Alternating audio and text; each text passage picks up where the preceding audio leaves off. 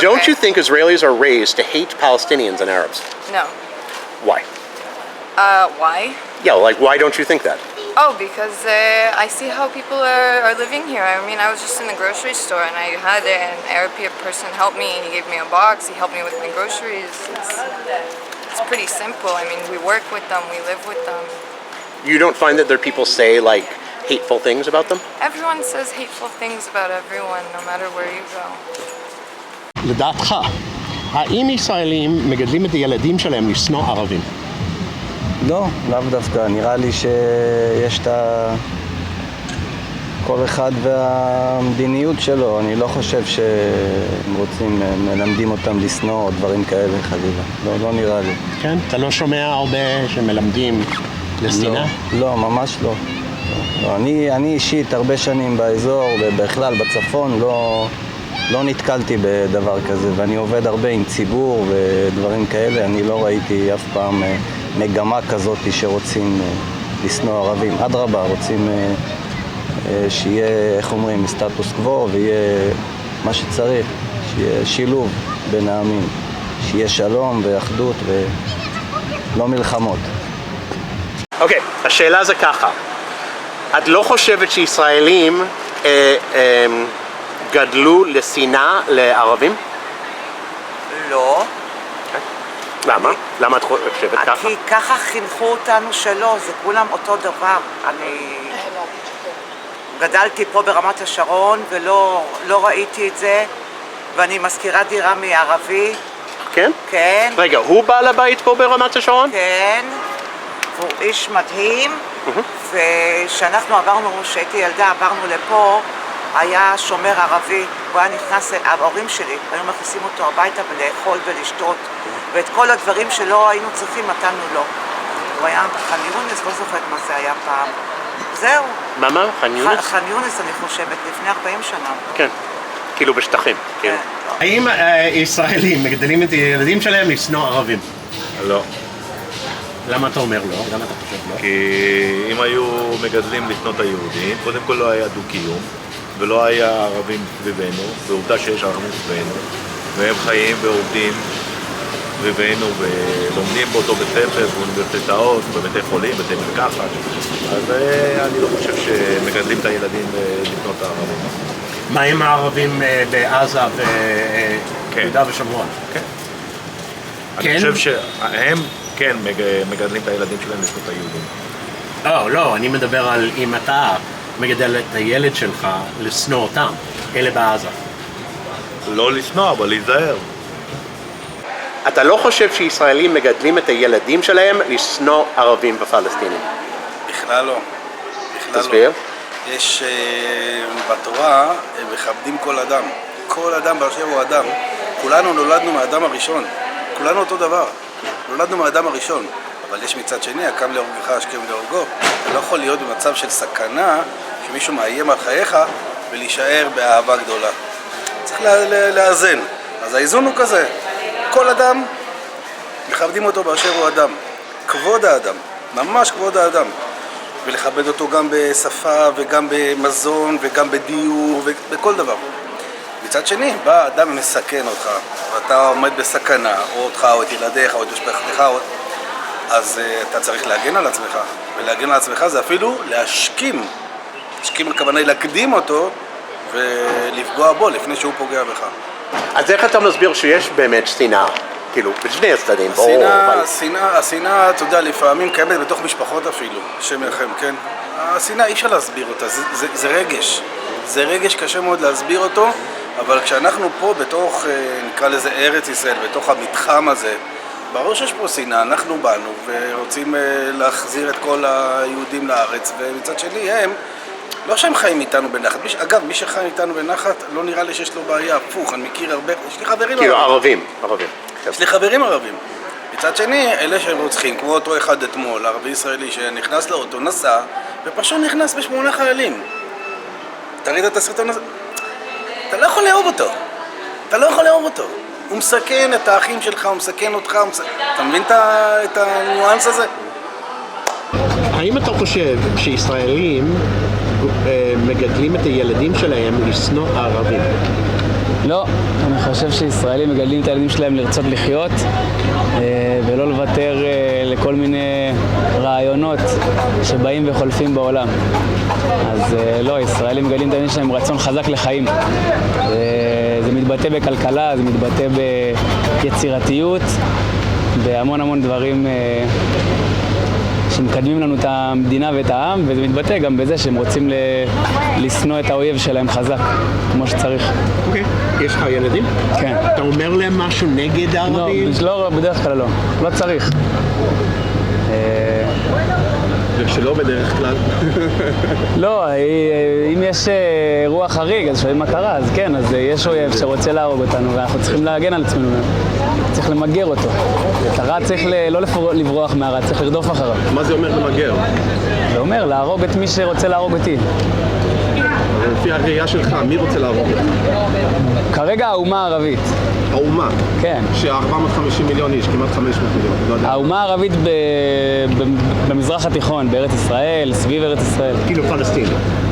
פלסטינים, פעם זה המצרים, פעם זה הסורים, ירדנים, זה כל פעם משתנה. סבא שלי הגיע לפה ב-1924, והוא נלחם נגד ערבים במצרים, נגד ערבים בסוריה, ונגד ערבים סתם שגרו לידו בהרצליה. זהו. אבל הם לא אומה, הם מאוד מאוד מפולגים בעצמם. הם מסתכלים על עצמם כקבוצה שרצחה כקבוצה לגרש אותנו. פעם הנאצר המצרי איחד את כל הערבים סביבו, עכשיו קצת היה תקופה לפני כמה שנים שדאעש ניסו לאחד את כל הערבים סביבם, לא כל כך הצליחו, היה כל מיני זה. עכשיו הפלסטינים מנסים לאחד את כל המוסלמים סביבם, לא את כל הערבים במזרח התיכון. הם מצליחים חלקית, אתה רואה את זה באירופה, בארצות הברית. אני חושב שלהסתכל, אפשר לטמון את הראש בחול ולהגיד לא, זה רק המחבל הזה, זה רק ההוא, אבל כשאתה רואה בכפר שלו שהוא חוזר לבית וכל הכפר יוצא החוצה עם שיירה של רכבים וסוכריות, זה מעיד על משהו. ברור שזה מעיד על אידיאולוגיה שהם מאוד מסמפטים אותה, שבאידיאולוגיה הזאת אתה נרצח וזה בסדר גמור, אבל השאלה שלי, האם אתה חושב שיש מישהו שם שהוא לא מאמין באידיאולוגיה הזאת? בטח שיש, בטח שיש, יכול להיות אפילו הרבה, אבל כרוב הם נגדנו, ואני צריך בינתיים להילחם נגד הרוב הזה. שהרוב הזה יידח ויהיה רוב שרוצה שלום איתי, אנחנו מזמן ניתן להם שלום, אנחנו שנים חיפשנו שלום עם ערבים. האם את חושב שישראלים מגדלים את הילדים שלהם לשנוא ערבים? No, I think that I and they נדודים, clients. Our cousins? Cousins, and in family, and I and them זה קשר דם. Connect of the דם.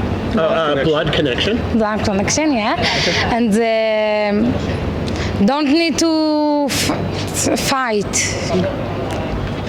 I think. Is it your opinion, or do you think like this is like your family, your household, your school? How do people around you feel like? Or is it just... Yeah, with meeting Western Wall and every day. אפשר בעברית. אנחנו נפגשים איתם בכותל, בכל מיני מקומות, חנויות, שופ. ערבים? כן, בערבים. ואם זה כל הסביבה שלך, אתם מרגישים ככה או רק את? כל הסביבה שלי, כי אנחנו גרים ממש קרוב לערבים, ליד הרכבת. שמעון הצדיק, זה די קרוב. כאילו מרגישים אותם ורואים אותם לא פחות, גם בחנות שאני עובדת. מעניין, דווקא בשמעון הצדיק זה מקום שהוא... שמעון הצדיק זה דווקא מקום שהוא מאוד מאוד חממה של פיצוץ. כל פעם אנחנו רואים בחדשות, שייח' ג'ראח, שמעון הצדיק. נכון, פיצוצים, בן גביר בא, לשכה פותח, סוגר, בום בום בום.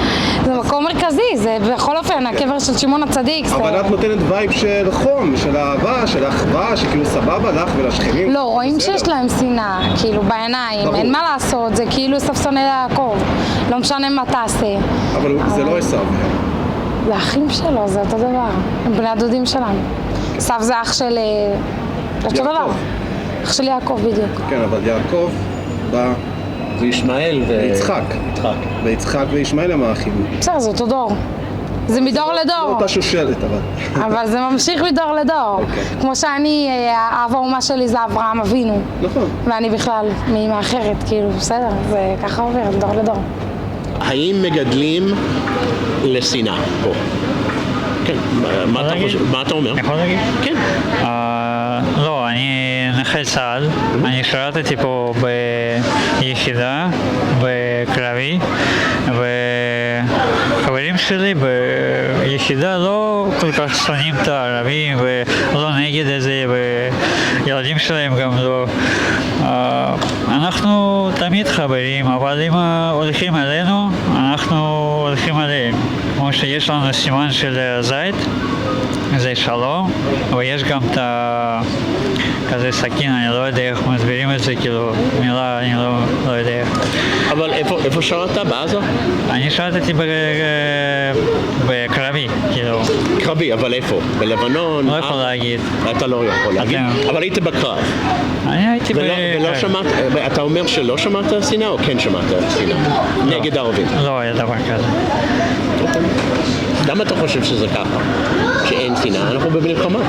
כן, יש מלחמה, אבל מי הלך לנו ראשון? מי התחיל, כאילו? מי התחיל? מי הרג את האנשים? מי הרג את הילדים? מי הרג את הנשים? תלך להילחם עם לוחם, לך תילחם עם הגבר. למה אתה הולך על הילד או על אישה? אתה לא גבר, זאת אומרת, זה לא יפה. בכל קרב אתה הולך גבר על גבר, למה אתה הולך על אישה וילד? כאילו זה לא עושים דבר כזה. האם אתם חושבים שישראלים מגדלים את הילדים שלהם לשנוא ערבים? אוי ואבוי, חס וחלילה. ממש לא. אני אומר לך, בתור אחד שעבד בירושלים תקופה, למרות שהייתי גר בבאר שבע, עבדתי בשיתוף פעולה עם ערבים, והיה לנו יחסים טובים, הייתי מנהל אזור בבורגראנץ'. לא היו לו מנהלי סניף ערבים. רעב, כן? יאללה, נולך על זה. ממש לא לשנוא ערבים, יש לי עד היום חברים ערבים, מי שאוהב את ישראל, אני איתו בשכנות טובה, באהבה. מי שלא, אז זה כבר בעיה שלו, לא שלי. עניין האהבה לישראל זה מורכב מאוד בקרב הערבים, כי אתה יודע, יש מציאות מורכבת, נכון, כמובן. אתה לא יכול לקפל את הכל לאהבה ושנאה, נכון. אבל יש לי שאלה, כי אתה מתעסק בפאסט פוד, שזה... כבר לא, אבל כן. כבר לא, אבל אז... דווקא שם יש את הכמות הכי גדולה של הערבים שעובדים שם. נכון. ודווקא ברשתות החברתיות אנחנו רואים המון לאחרונה בעיות בתחום הזה. אני לא יודע מה יש אבל זה בעיות שהן יותר לאומניות. לא יודע מה יש שם היום, אני יכול להגיד לך על עצמי. היו לי חברים ערבים, עד היום יש לי, אני לא רואה עם זה בעיה, כמובן. אם מישהו לא אגיד שונא, אבל אם מישהו לא מסתדר איתי בגלל שאני יהודי וחי במדינה הזו, זה בעיה שלו, לא שלי. אני לא שונא אותו, אני לא אגדל את הילדים שלי לשנוא, יש את הילד שמשחק כדורגל בקבוצה עם ערבים, ההפך הגמור, אני אגיד לו שמי שיתנהג אליו בכבוד, הוא יחזיר כבוד, ומי שלא, הוא יפעל, הוא יחליט איך לפעול, אבל לחנך באהבה זה אני, זה אנחנו. What's the issue though in fast food? So recently on all the social media we are seeing videos of fast food places like employees, McDonald's or whatever. McDonald's, doesn't matter. And the employees and the customers are always fighting. And the vast majority of the time, most of the employees are almost always Arab. And the customers are always Jewish. Yes. And it's war. כן, אבל אני חושב שזה מינורי, אז אי אפשר להכליל את זה, אי אפשר להגיד שזה איזושהי תופעה רחבה. ככה אני רואה, אני לא רואה את זה בכל מקום. אני רואה את זה בהמון ערים, כי אני מסתובב בארץ הרבה, אז אני קצת שונה. אני חושב שיש גם בעיה קולקטיבית שהרבה יותר רחבה, שלפעמים זה גולש לכל מיני אזורים אחרים. זה יכול להיות. בכל מקרה, אנחנו ממש לא בכיוון הזה.